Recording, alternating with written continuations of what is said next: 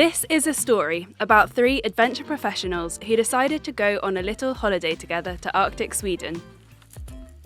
There was no great or impressive agenda, we just wanted to have a good time in a part of the world that's special to us. As you're about to find out, travelling this far north in late autumn probably wasn't the best idea, but as experienced outdoors women, we were up for a challenge. Before I go and give everything away, let's go back to the start of the trip. Day 1, and we are getting ready to embark on our adventure.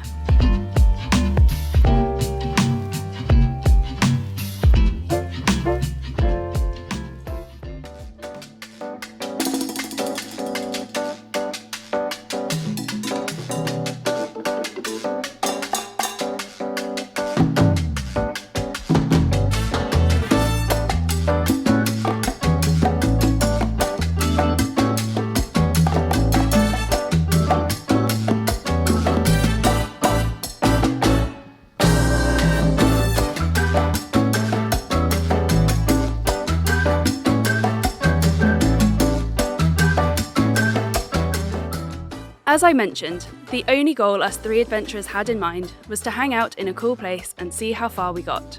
We had a vague idea of trekking to Soggier, the mountain at the heart of Sarek, or trekking through a valley surrounded by some of the national park's 100-odd glaciers.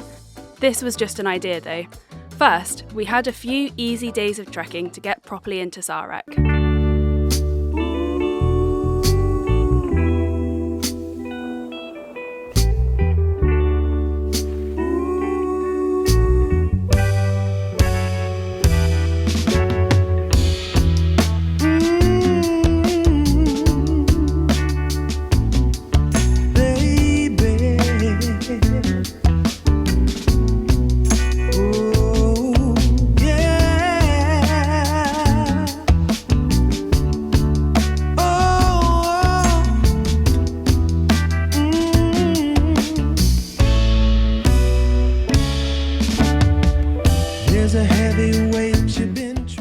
Despite days and days of preparation and me fully well knowing that the objective of this trip was to enjoy ourselves, somehow the 3 of us have managed to completely underestimate our chocolate supply. We did some maths last night, it's not looking good. 2 squares per night at best. Really it's like 1.8, which I don't know how. 11 days of trekking, 1.8 squares of chocolate. I'm not sure where in the preparation we even considered that was enough chocolate. I should know better.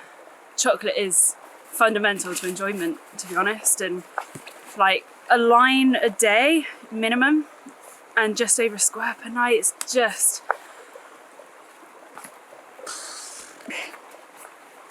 I think it's probably the biggest mistake in my career so far. I'm gutted, it was a massive oversight. We all have enough experience to know better. Devastated. I don't know what more I could say. I'm not quite sure why they're actually making a big deal out of it, because I'm just gonna have nuts instead. It is much better anyway than, loads of chocolate, so I'm okay, I think.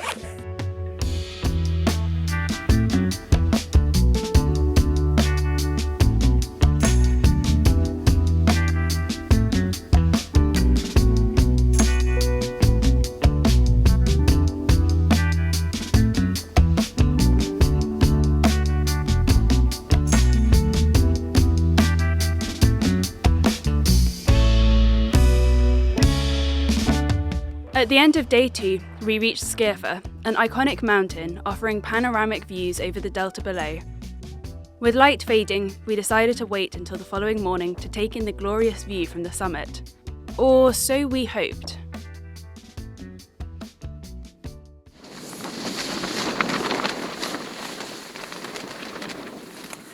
So last night we camped about 800 metres from the top of Skirfa, which is a pretty iconic mountain in Sarek because it's got the most incredible view of the Rapper Valley. So it's like people come to Sarek just for this mountain. So our plan was we'd camp up at the bottom of it last night, and then this morning we'd get up nice and early, head up there, maybe even get sunrise over the valley.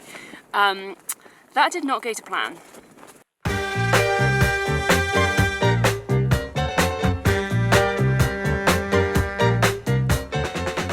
Embracing the bad weather, we optimistically cracked on. The next phase of our adventure was descending into the valley below, a task we may have underestimated.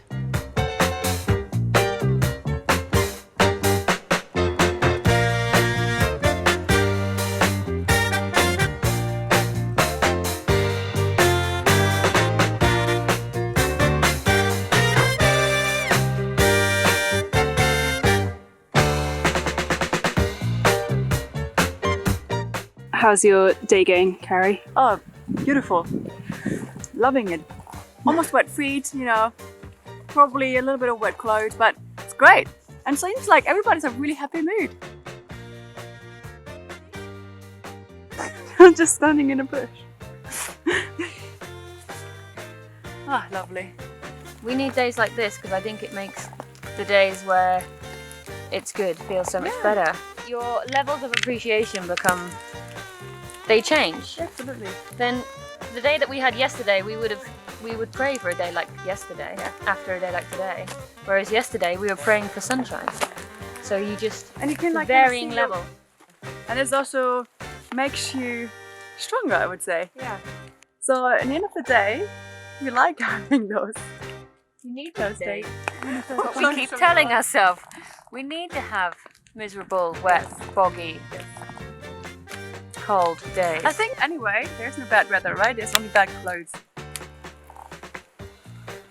High five to snacks and gum bears.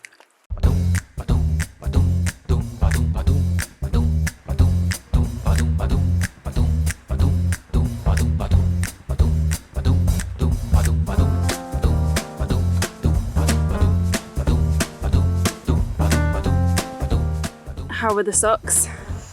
So wet. So wet. And the boots. Oh. It's not the best feeling in the world, is it? Took us literally all day yesterday to get about 4.5, 5 kilometres through these woods. So keeping it realistic, today our goal is basically just to get out of the woods. Let's see if we're successful. We had hoped that taking the route through the valley floor would be easier going than the alternative above the tree line, especially with the slightly miserable weather. We very rapidly discovered this would not be the case. What awaited us was several days of breaking trail through dense forest and relentless bogs. It was slow going. We didn't choose the bog life. The bog life chose us.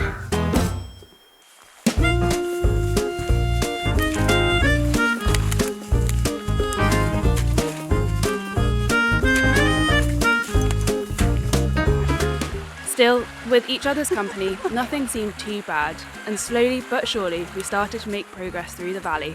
For now.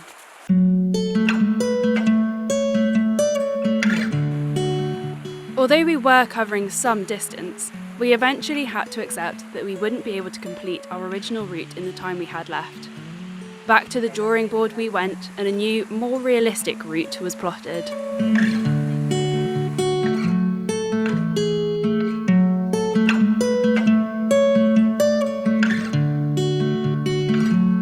What have you found, Carrie? I would really like to know, because that's a huge pile of something very odd looking, what I've actually never seen before. Yeah, and so it smells like earth, like nothing else. No bad smell whatsoever.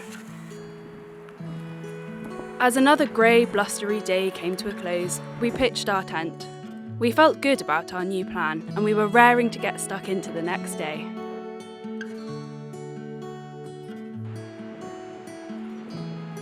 The following morning, we woke up filled with hope at the new day.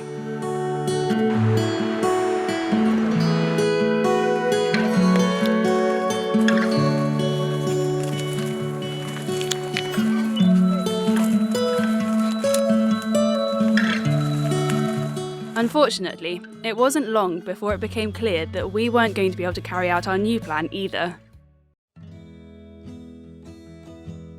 We've been slightly defeated by a very big, very fast, very rapidy river. Yep, that's right, this uncrossable river forced us to change our plan once again. Unable to get any further through the valley, and knowing there was more bad weather on its way, we decided to head back the way we'd come.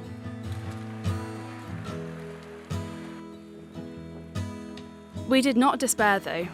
Somehow, we kept our spirits up, using some alternative methods.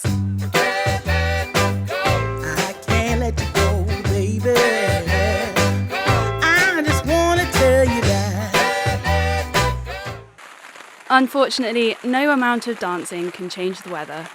A week into our adventure, we woke up to a less than ideal situation. It's now been raining for 16 hours. Probably our record on this trip. We're very close to the river and it's getting very high and very close to the tent. So we should probably speed up.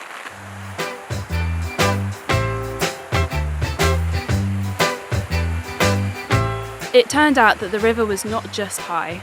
Only a few metres away, it had fully burst its banks. We were borderline marooned. So, time for yet another new plan. Heading back through the valley was now ruled out, leaving us with one option: go up. Not that that was entirely straightforward either. This isn't actually a river. This is all just coming down from the rain last night. So this isn't on the map. We might have a few more of these to cross. I can't let you go, baby. I just want to tell you that. Thankfully, with this new route came some better weather, and finally some views, something worth celebrating. All of my friends say, girl, you better take care. 'Cause that man is trouble, you best beware. And though deep down, I know I might be headed for teardrops. Now that you got me started, I just can't stop. No. That afternoon turned out to be the best few hours of the trip. 'Cause I love you. We were rewarded for our earlier perseverance with panoramic views that stretched as far as the snow-covered peaks in the distance. I gotta tell you that I've been looking for a love so true. When I was down and out, along came you. Though you might be a liar and a cheat too, I just can't quit you now 'cause I love you. Yes, I do.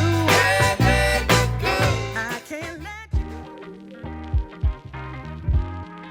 The next morning, it was back to business as usual. How many days of wet socks is this now? Day 7, I believe. Oh, what a treat. Absolute treat.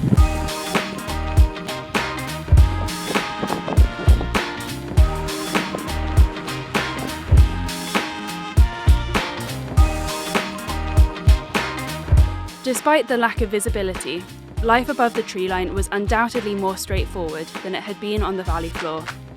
The biggest challenge up here was the cold. Feet right now are like 2 blocks of ice. It is cold up here, it's so cold.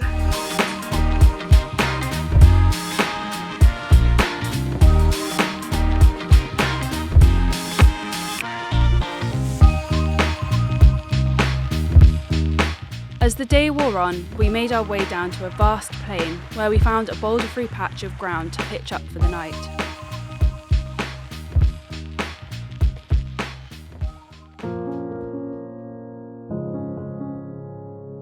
Eight days into our adventure, we unzipped our tent to our first blue sky, a very welcome sight indeed. Double courage.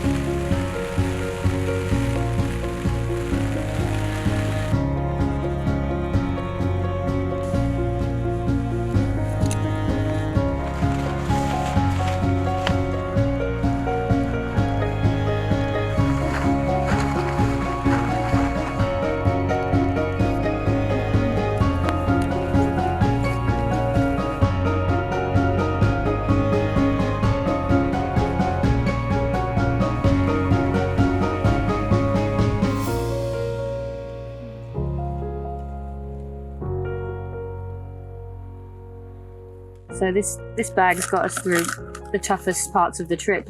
I'm not too sure how there's things left, because I feel like we had a lot of tough parts, but these Percy pigs and these fizzy straws are what remains for our celebratory final evening.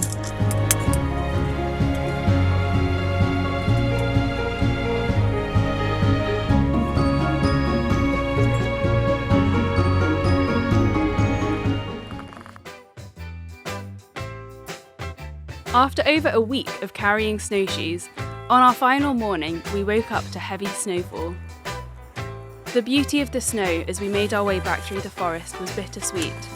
After such a hilariously miserable time in Sarek, we were ready for some comfort, but deep down we would have loved to head back into some snowy mountains. Still, there's always the next adventure to look forward to.